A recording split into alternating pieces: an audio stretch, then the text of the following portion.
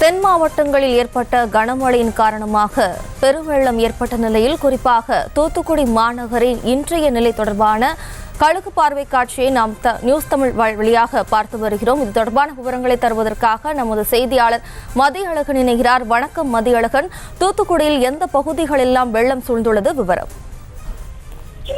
கனமழை காரணமாக தூத்துக்குடியினுடைய பெரும்பாலான பகுதிகள் மழைநீரில் பாதிக்கப்பட்டிருக்கின்றன. தூத்துக்குடியினுடைய நகரக பகுதிகளாக இருந்தாலும் சரி, ஸ்ரீவைகுண்டம் போன்ற பகுதிகளாக இருந்தாலும் சரி, கடுமையான மழைநீரில் பாதிக்கப்பட்டிருக்கக்கூடிய நிலையில் தற்பொழுது நாம் SBI காலனி, தூத்துக்குடி மாநகர் பகுதிக்குள் இருக்கக்கூடிய SBI காலனி என்ற பகுதியை தான் அதனுடைய கழுகு பறவை காட்சிகளை தான் பார்த்து வருகிறோம்.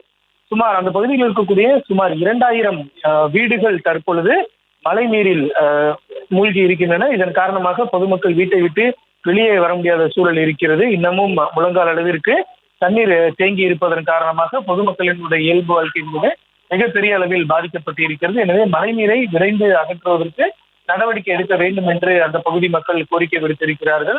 பொதுமக்கள் பயன்படுத்தி வரக்கூடிய அந்த சாலையிலேயே மழை நீரானது மிகப்பெரிய அளவில் தேங்கி இருப்பதன் காரணமாக பொதுமக்கள் 2வது நாளாக வீட்டிற்குள்ளேயே முடங்கி இருக்கக்கூடிய ஒரு சூழலும் ஏற்பட்டு இருக்கிறது.